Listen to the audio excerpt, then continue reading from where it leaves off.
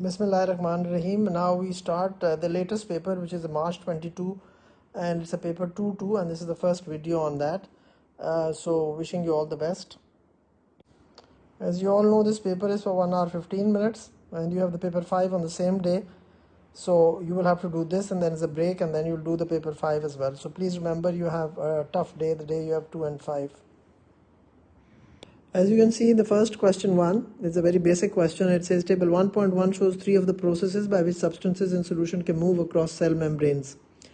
It also lists 5 statements that may apply to each of these 3 processes. Complete table 1.1 to show which of the statements apply to each of the 3 processes shown. Use a tick to show that the statement applies or a cross to show that the statement does not apply. Each box must contain a tick or a cross. The first row has been completed for you. Let's look at it now. Now this is a very basic table, and I'm sure everybody can do it. Movement of oxygen into a red blood cell. That's been done too. It's not active, it's not facilitation diffusion, it's simple diffusion. Occurs in both plant and animal cells. All 3 would be correct. All 3 processes occur. Uses carrier proteins. Now uses carrier proteins will only be in active transport and facilitated diffusion, not in this. Then it says movement of non-polar molecules between the fatty acid tails of the phospholipid molecules. Now that would be, it would be a cross. This would be a cross. And of course, movement of non-polar between the fatty acid would be simple diffusion. Then movement of ions down a concentration gradient. Now it can't be active transport, but that is low to high. So it has to be facilitated diffusion. And it can't be simple diffusion because it cannot pass through the hydrophobic part of the cell membrane. Then coming to the B part of the question, figure 1.1 is a simplified diagram representing a transverse section of part of a young root. The diagram is not to scale. On figure 1.1, so figure 1.1 is this one. Always see which one is figure 1.1. Draw a label line and label with the letter C to identify the Casparian strip. Now you can see that the Casparian strip is either this, so you label it C, or you could have labeled this C, or you could have labeled this C, or you could have labeled this C. So any one of these and would have been fine. Any one of these, it doesn't say to any one of the 4 black rectangles, you could have shown this and it could have been seen. So not all 4 of them, but any one of them. And it should touch it. It shouldn't sort of fall short of it. You shouldn't sort of end it right here. That would be wrong. If you ended it before that, I'm sure that would be wrong. So this is how you would do it. There's only 1 mark. So you could get that 1 mark for that. Then coming on to the next part of the question, root hairs measure approximately 5 micrometer in diameter and 500 micrometer in length. Explain how this adapts root hairs for the absorption of water. So they've given you the approximate diameter, and then they've given you, this is the root hair. So they've given you the approximate diameter and the length of it. So the length of it and the diameter of it, of the root hair, not of the cell, of the root hair. So hair measures 5 micrometer in diameter and 500 micrometer in length. So explain how this helps in, how this adapts root hairs for the absorption of water. So you could have said anything, provides large surface area, or you could have said provide large surface area to volume ratio, or you could have said it reaches or penetrates further into the soil. Then coming to the part 3. Now the part 3 was a simple, name the pathway for the movement of water shown by the arrows in figure 1.1. Now if you look at the arrows in figure 1.1, where are the arrows? Let's see the arrows. Now the arrows are given here. These are the arrows which you can see here. Now let me just color them. So you can see these are the arrows. Here, here, here, here, here, here, here. Now these arrows are what? Now you know the 2 pathways of water are apoplast and symplast. Now apoplast, as I've always told you, is along the cell wall. So this would be apoplast pathway. Apoplast pathway. That is all. Apoplastic or apoplastic pathway or apoplast pathway, and that would be the mark for this. Coming to part C of the question, water enters the xylem vessel shown in figure 1.1. Explain how water moves up the xylem vessel. So you don't have to talk about this one from the root hair cell to the xylem. You have to talk about how water moves up the xylem vessel to the leaves in a continuous column. and look at the marks. Always look at the marks and then think of 3 points as well which you're going to give me. So how water moves up the xylem vessel. So I'm sure you all know it, but then of course if you're not going to word it correctly, then you're going to suffer a blow, because then you're not going to get the marks for it. So cohesion is what? It is the hydrogen bonding between the water molecules. So cohesive forces are the hydrogen bonding between the water molecules. Then water molecules are polar, so they attract each other. Hydrogen bonds form between them because of the partial negative and the partial positive charge. You could have talked about that. Then adhesion, which is the hydrogen bonding between the water molecules and the cell wall. Or you could have said the cellulose, or you could have said the hydrophilic regions of the lignin. Then adhesion is going to support the column of water. Then transpiration or evaporation from the spongy mesophyll layer. When the water evaporates, that is going to produce a suction force, and that is going to pull the column of water. So this is what you need to understand, and these are 3 marks, but there are 5 mark scheme points. So what does this tell you? This tells you that you write more, because maybe one of your sentences is not properly worded. So if you write more and you've got 3 correct ones, and maybe 1 or 2 are not incorrect, but they are sort of irrelevant or they're not properly worded, then you would get your 3 out of 3. Question 2a, figure 2.1 shows a cell at one of the main stages of mitosis in the mitotic cell cycle. Name the stage. Naturally, it's the middle, so it has to be metaphase. As I've told you in my videos earlier, M for middle. So this is the middle, so this has to be metaphase. But it's not the middle, it's actually the equator. In fact, you don't say middle, that's the wrong word to use, but I just want you to remember it from M middle, M metaphase. So it's the equator. And then it says figure 2.2 shows the cells in figure 2.1 at the start. Cytokinesis, complete figure 2.2 to show the daughter chromosomes in each nucleus. So you have to complete this figure 2.2. What do you have to show? What will happen at the start of cytokinesis?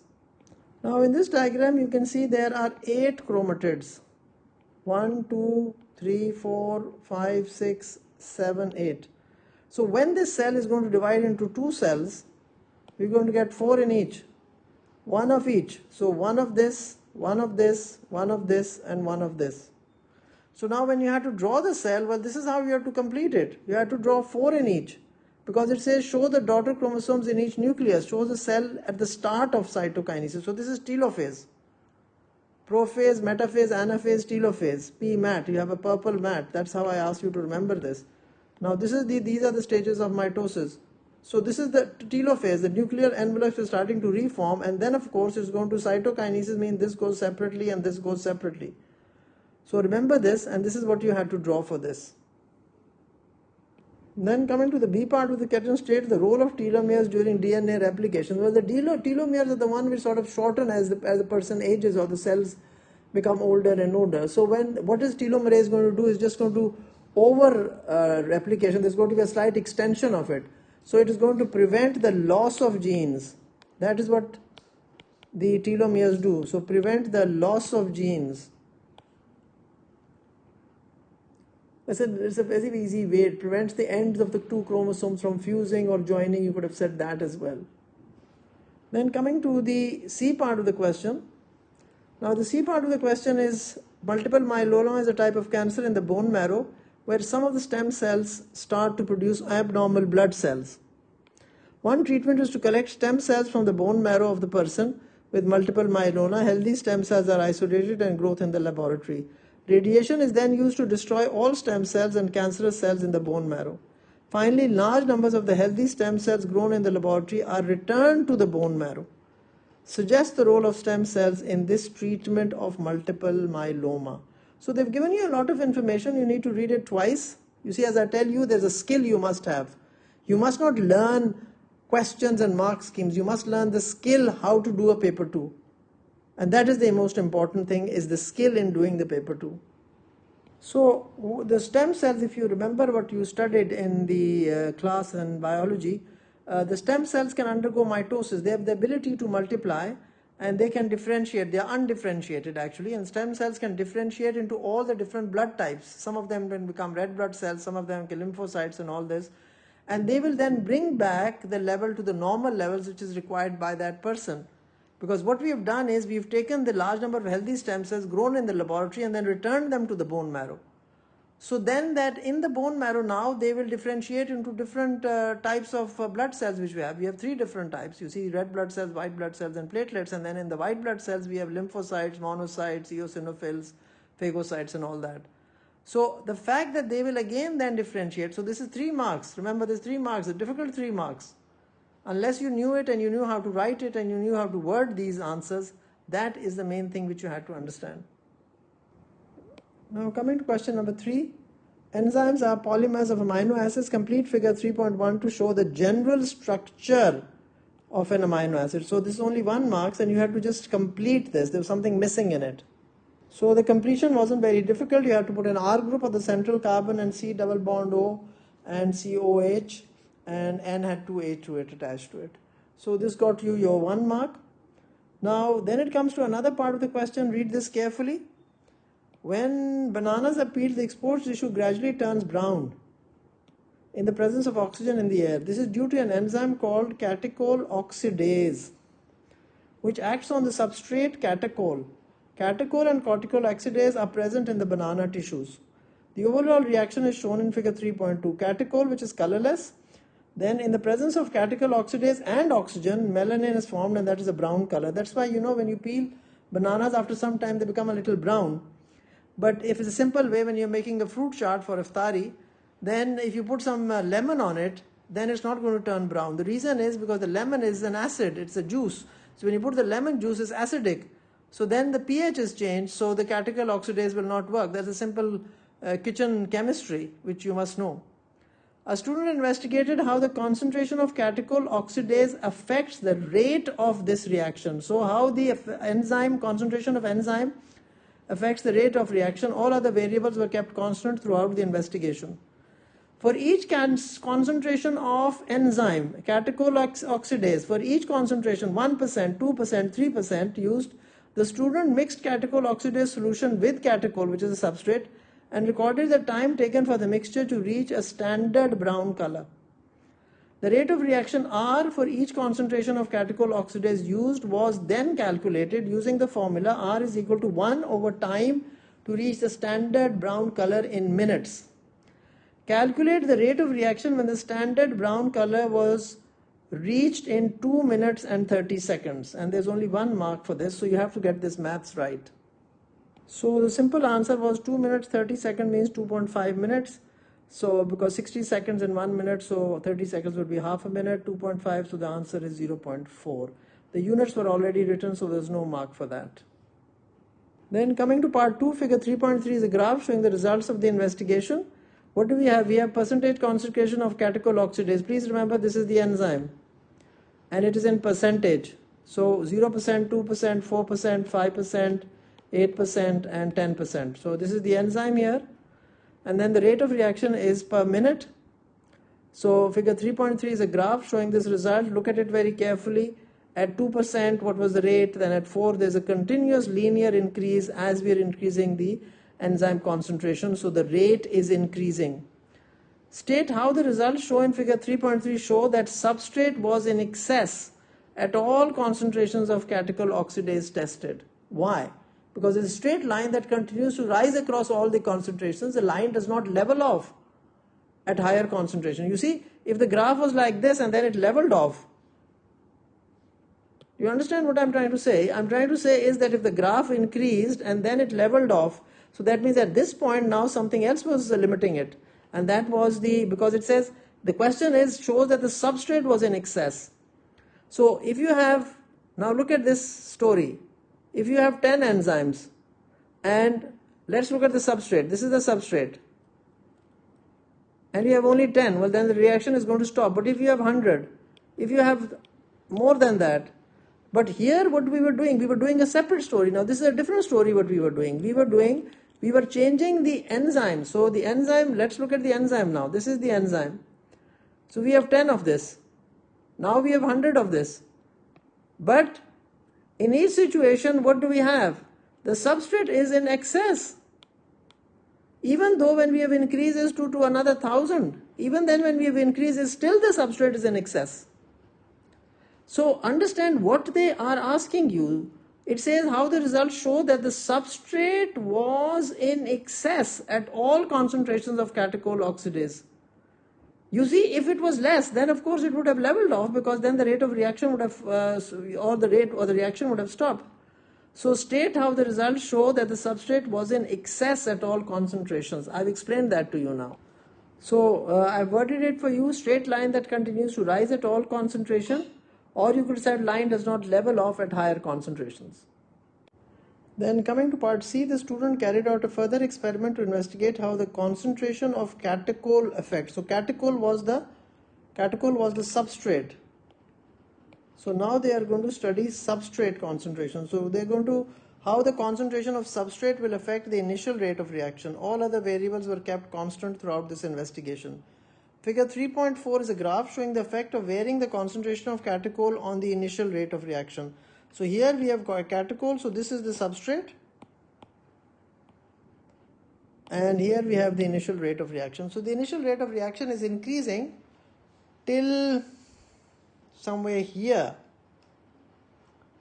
It's increasing till about here, 0.9, and then it has become constant after that. So you look at it, there's a sharp increase and then there's a gradual increase, and then it has become constant after that.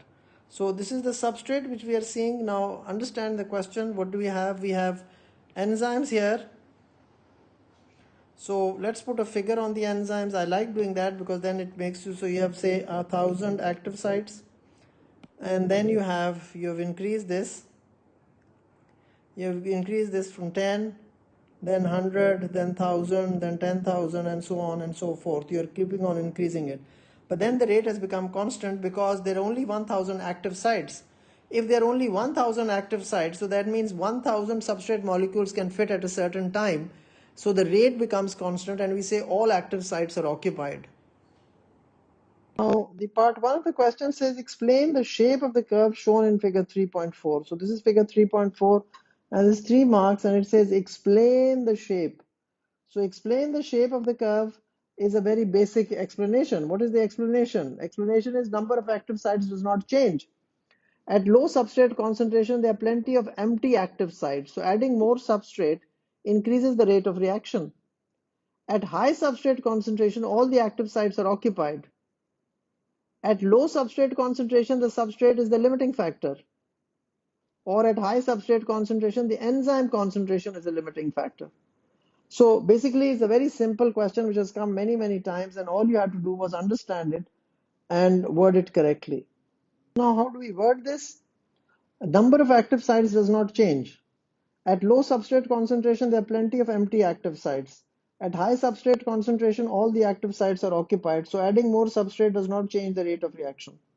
At low substrate concentration, the substrate is a limiting factor, which I've just explained it to you with that diagram. And I hope this is all very clear to you. If it's not, please leave a comment and I'll try to explain it again. So this would be the very easy answer to this. Now coming to part 2 of the question, use figure 3.4 to calculate the value of the Michaelis-Menten constant, which is Km, for the reaction between catechol oxidase and catechol. So Km is what? First you have to calculate the Vmax, that is 8.2. So this is the area here, which is 8.2. And then the initial, and then you have to half this. So 8.2 will be 4.1. So at half the Vmax, so half the Vmax is 4.1, and then you draw a line, and then you see what is the substrate concentration. I'm sorry, I'm not getting a very correct line. So that will be Km will be 0.21. So you have to do the substrate concentration at half Vmax. So the answer here will be 0.21. The units are given here. If the unit weren't given, then you need to write down the units, which is of course the unit which was given on the graph. Then it says methyl catechol has a similar shape to catechol. Catechol oxidase can also use methyl catechol as a substrate. The Km value for the reaction using methyl catechol as a substrate was found to be much lower than the Km value for the reaction using catechol as a substrate. So if the Km value here was 0.21, that the Km value for the other one was lesser than this. The value for the reaction was found to be lower than the Km value for the reaction using catechol when the reactions were carried out under the same conditions. State what these Km values indicate about the relationship between the enzyme and the two substrates. Now that's a very simple question. You know, higher the Km, lower the affinity. So catechol oxidase has a higher affinity for methyl catechol than for catechol, because whichever one has a lower Km has a higher affinity. So higher the affinity, this is what we have to understand. If the lower the Km, higher the affinity. If the Km is lower, then the affinity, the friendship or the bonding is more. Affinity means love. So higher the affinity. So catechol oxidase has a higher affinity for methyl catechol because that had a lower Km. So this methyl catechol, its Km was lesser. So catechol oxidase has a higher affinity for methyl catechol than for catechol. And we were comparing these two. The Km value for the reaction using methyl catechol was found to be much lower than the Km for catechol. So whichever one has lower, that has a higher affinity. Then coming to question number 4, tuberculosis is a major cause of ill health worldwide. State the name of a bacteria that causes TB in humans. Mycobacterium tuberculosis. Mycobacterium tuberculosis. Please get the spelling right. These you can't get wrong, the spelling. So tuberculosis, we could get the spelling from here. Mycobacterium tuberculosis. Or you could have even said Mycobacterium bovis, because from animals you can get it as well. Now figure 4.1 is a scanning electron micrograph of a bacteria that causes TB. Magnification is 21,000 times. Calculate the actual length. Now that's a very favorite question. Calculate the actual length of the bacterial cell shown in figure 4.1 along the line XY. Write the formula you will use in the box. Give your answer in micrometer to the two significant figures. This is what you forget to read. Two significant figures, your favorite habit. You forget to read this, and you forget to read that you have to give the answer in micrometers. Now, as you look at it, the formula everybody knows, actual is equal to image over magnification. But then if this is 3.8 centimeter, what does that mean? What does that mean? It means that this is 38 millimeters. This is how I do it. And then 38,000 micrometer. So how do you do it? When you do the formula, you've got the formula. So it will be 38,000, this is micrometer, divided by 21,000. Why 21,000? Because this is the magnification. Now then you can calculate the answer. That was simple. 1.80. So the answer was 1.80 micrometer. But because it was 1.809, so you would then say it would be 1.81 would be the micrometer, because it says two significant figures. Then coming to part C, bacteria are unicellular prokaryotic cells with a diameter 1.5 micrometer, 1 to 5 micrometer. State two other structural features that would identify a cell as prokaryotic. Yes, it has a peptidoglycan cell wall, it has circular DNA, it has 70S ribosomes, and there are absence of membrane-bound organelles. So any two of those, and you got the 2 marks. Peptidoglycan cell wall, circular DNA, 70S ribosome, and absence of any no membrane bound organelles, but any two out of these, not all of them. Then the D part of the question, the World Health Organization Global Tuberculosis Report for 2019 published data on the estimated number of deaths from TB and AIDS in 2018. All deaths of people from TB who were infected with HIV were also counted as deaths of people with HIV/AIDS. Figure 4.2 shows these data. The dark gray boxes show the estimated number of deaths of people from TB who were also counted as deaths of people with HIV.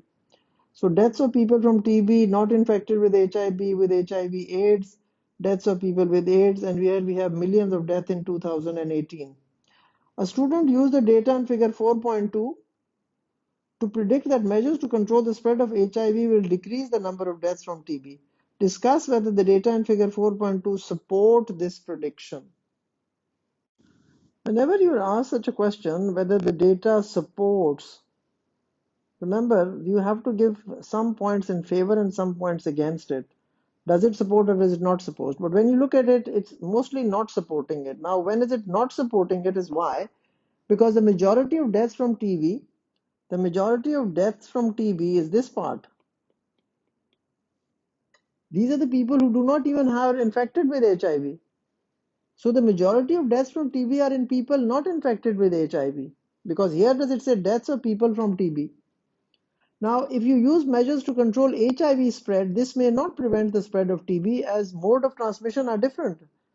TB spreads in a different manner and HIV spreads in a different manner.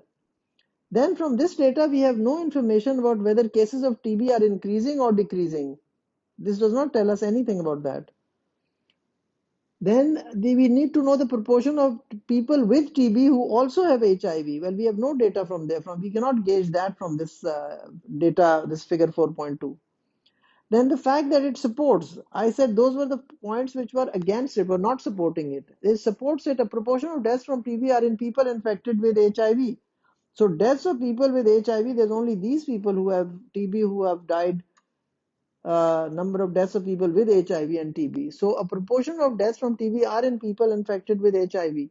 Then a high proportion of deaths from TB in HIV suggest high proportions infected with TB.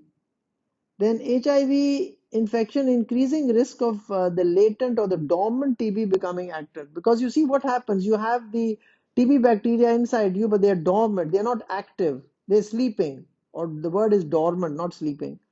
But when you have HIV, your immune system is compromised, so then the TB bacteria then start to have party time and they start to multiply, and that is when your TB becomes worse or tuberculosis gets worse. Now coming to the last part, E part. In healthy people, the number of T helper cells ranges from 500 to 1200 cells per centimeter cube of blood. In untreated people infected with HIV, the number of T helper cells can decrease to below 200 cells per cm cube of blood. Explain how a low number of T helper cells makes it more likely that untreated people infected with HIV will die if they are also infected with TB. So, when the T helper cell number is low, less than 200, you have to understand that the TB plus HIV more burden on the immune system. Already the immune system is compromised. Then increased risk of developing TB. Then less cytokine secreted. You have to remember is that the T helper cells produce cytokines. So low levels of cytokine secreted. Now cytokine, then you talk of cytokine, and that could give you a maximum mark of 2. So you have to give me about cytokines, which will write a lot of cytokines because stimulate the activity of macrophages. Cytokines also stimulate B lymphocytes. So there will be lesser number of antibodies because less cytokines, less B lymphocytes stimulated, lesser number of antibodies, lesser number of stimulation of the cytotoxic T cells or the killer T cells. So fewer bacteria will be killed and fewer memory cells to fight the future infections. So first you have to give me generally when T helper cells, and then because you are saying number of T helper cells less, so less cytokines. So less cytokines means all the effects of cytokines will also be less. So this finishes this question, and we'll continue this in the next video, which is the part, a few questions are still left. We will continue that in the second video. Thank you very much for watching and all the very best. In this video, question 1, 2, 3, and 4 have been dealt with. We are left with a few more questions. We'll continue in the next video.